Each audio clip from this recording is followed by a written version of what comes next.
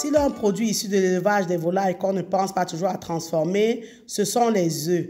Or, la filière des œufs de table peut générer des revenus supplémentaires si on pense à valoriser ces œufs de table-là, dont d'ailleurs les œufs dits déclassés.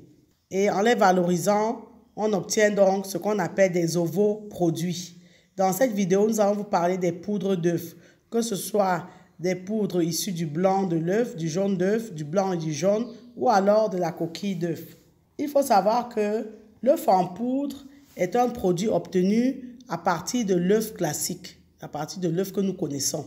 Donc, c'est un dérivé. Donc, la poudre d'œuf ou l'œuf en poudre est un dérivé de l'œuf classique qui a été vidé de son eau et qui a été réduit en poudre.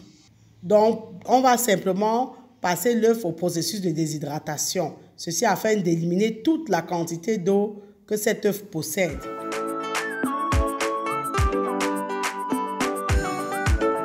Sachez déjà que pour faire la poudre d'œuf, vous partez idéalement des œufs crus. Bon, mais il faut garder en tête que certaines personnes réduisent aussi les œufs brouillés ou les œufs durs en poudre. Bon, si on part des œufs crus, c'est le process que nous vous recommandons. Il s'agira donc de séparer idéalement le blanc de l'œuf du jaune de l'œuf. Ça va vous permettre de vendre le blanc à ceux qui utilisent le blanc et le jaune à ceux qui veulent utiliser le jaune. Donc, vous allez battre les œufs.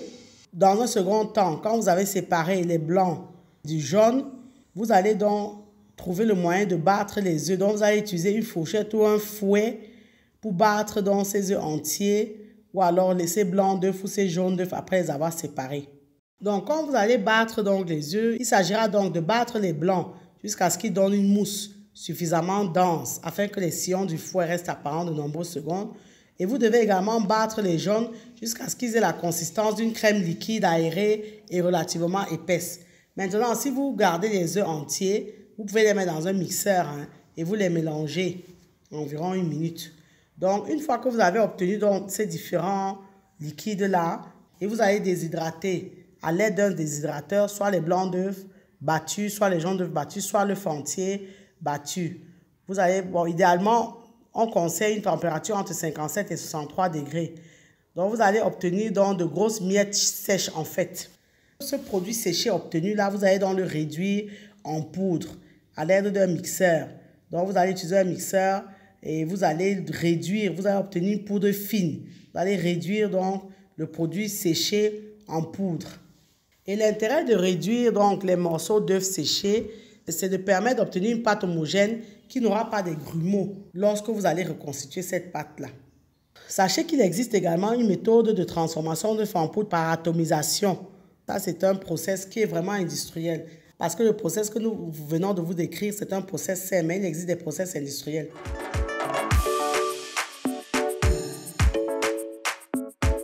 Donc, il faut savoir que la poudre d'œuf que vous allez obtenir va se conserver longtemps si vous la conditionnez dans des sacs ou des bocaux hermétiques qui vont protéger cette poudre de l'humidité. Donc, vous pouvez la mettre dans un bocal en verre qui se visse, vous pouvez la mettre dans des sacs hermétiques.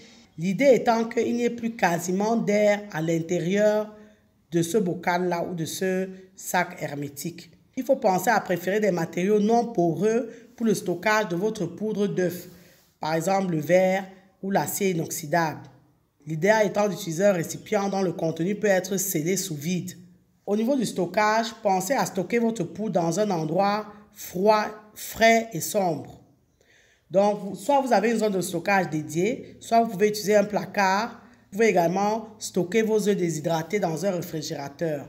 Et sachez que si vous avez correctement déshydraté et stocké vos œufs, vous pouvez pouvoir les conserver sur une période de quelques mois à 2 années. Pour les stockages de longue durée, vous pouvez congeler votre poudre d'œuf. Donc, vous pouvez conserver la poudre d'œuf en état de congélation pendant 5 ans. Donc, une fois déshydraté, vous pouvez réhydrater vos œufs en poudre. Donc, le process est simple. Pour cela, il vous suffira de reconstituer les œufs en ajoutant de l'eau à la poudre. Nous vous conseillons de mélanger dans un premier temps de la poudre et de l'eau, ceci à la main, avec un fouet, une fourchette ou une cuillère.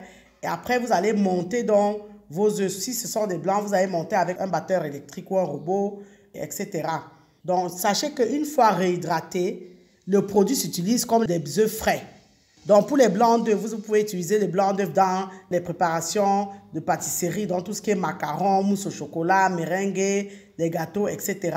Pour les jaunes d'œufs, les industriels de l'agroalimentaire l'utilisent dans des sauces, pour lier les sauces.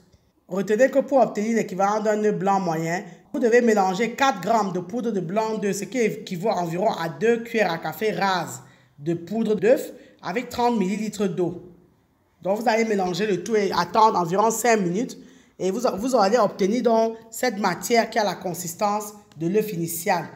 Sachez que dès que vous réhydratez votre poudre d'œuf, vous utilisez le produit obtenu comme des œufs. Donc, vous devez tout simplement cuire vos œufs s'ils étaient crus. Ou alors faire votre omelette. La poudre de blanc d'œuf déshydratée donc, est particulièrement adaptée aux applications en pâtisserie. Donc, les meringues, les nougats, les macarons avec les soufflés, etc. Comme on vous l'a dit. Sachez que cette poudre de blanc d'œuf est essentiellement constituée de protéines. Elle contient jusqu'à 92% de protéines quelquefois.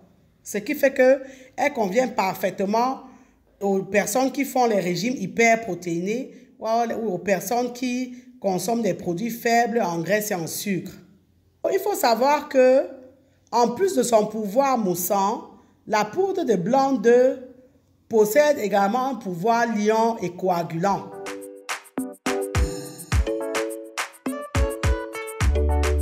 Sachez que vous ne devez déshydrater que des œufs frais dont vous connaissez la provenance parce que la déshydratation des œufs crus a un impact sur la qualité sanitaire du produit obtenu. Parce que le processus se fait à des températures qui ne sont pas fatales pour les salmonelles.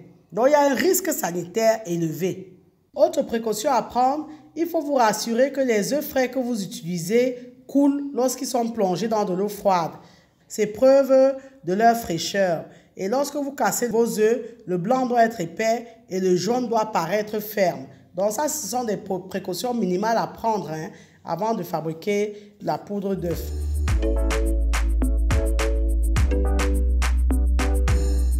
On jette très souvent les coquilles d'œufs, mais c'est par ignorance. Parce que vous pouvez fabriquer la poudre de coquille qui est un produit très intéressant. En effet, la poudre de coquille d'œuf est riche en calcium. On parle d'environ 750 à 800 mg par coquille. Et cette poudre-là a énormément de propriétés, énormément de vertus. Donc, pour réduire les coquilles d'œuf en poudre, c'est simple.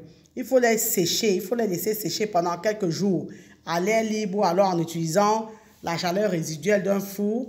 Ceci pour accélérer le processus si vous voulez aller vite. Une fois les coquilles séchées, vous les écrasez grossièrement. Ensuite, vous les passez au mixeur jusqu'à obtenir une poudre un peu grossière.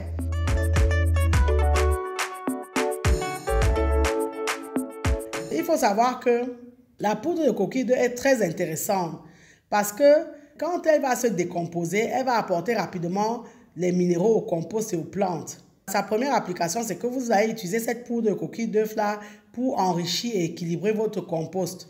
Parce que cette poudre va équilibrer le pH du compost. On l'a dit, c'est une poudre qui contient énormément de calcium. Le calcium neutralise l'acidité des autres déchets. Par exemple, si vous utilisez les fruits et légumes, le marc de café, etc. Quand vous allez ajouter votre poudre de coquille d'œuf au compost, vous allez réguler le pH. Donc, elle va enrichir aussi en minéraux comme le magnésium et le phosphore.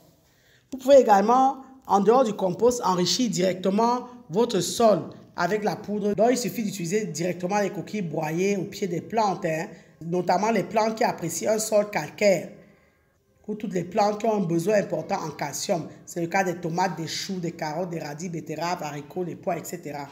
Vous pouvez également utiliser cette coquille d'œuf pour protéger les jeunes plants des animaux rampants. En effet, les coquilles d'œuf peuvent vous aider à éloigner tout ce qui est limaces, escargots de vos plantations. Quand vous les parsemez autour des plantes, ça va irriter le dessous des limaces et elles ne viendront plus. Et enfin, la coquille d'œuf est un produit qui a la même composition que nos os et nos dents. Donc, elle contient non seulement du calcium, mais aussi 27 autres oligo-éléments tels que le magnésium, le cuivre, le fer, le bore, le manganèse, le soufre, etc. Le soufre, justement, qui empêche que les petits insectes et larves de moucherons ne se mettent sur vos plantes. Elle contient également le silicium et le zinc. Donc, ce qui fait que vous pouvez utiliser les coquilles d'œuf comme complément alimentaire pour vos animaux. Pour Pour les professionnels de l'industrie agroalimentaire et de la restauration, l'intérêt des ovoproduits est certain et c'est évident à plus d'un titre parce que pour eux, il y a de réels avantages à avoir dans ces poudres d'œufs-là. Déjà, ils vont travailler sur un produit ayant une qualité constante, un produit sécurisé et ils vont avoir un gain de temps. De plus, ils auront une disponibilité permanente de toutes les catégories de l'œuf, que ce soit le jaune ou le blanc. Sur le plan hygiénique, ils vont moins manipuler les œufs et la poudre d'œuf a une facilité d'emploi et de stockage. Et tout ceci n'empêche pas qu'un nouveau produit est avant tout issu d'un œuf, donc c'est un produit naturel. Pensez donc à réfléchir à transformer les œufs en poudre. C'est un process simple et qui peut être à valeur ajoutée et qui peut empêcher toutes ces pertes qu'on a dans l'élevage de volailles. Merci de liker, partager et commenter la vidéo si vous pensez qu'elle vous a été utile. Abonnez-vous à AgriTV Web et activez la cloche de notification pour ne pas manquer nos prochaines publications. Et rappelez-vous toujours et toujours que savoir est le point de départ, mais c'est agir qui fait et fera toujours toute la différence. Maintenant que vous savez, place à l'action.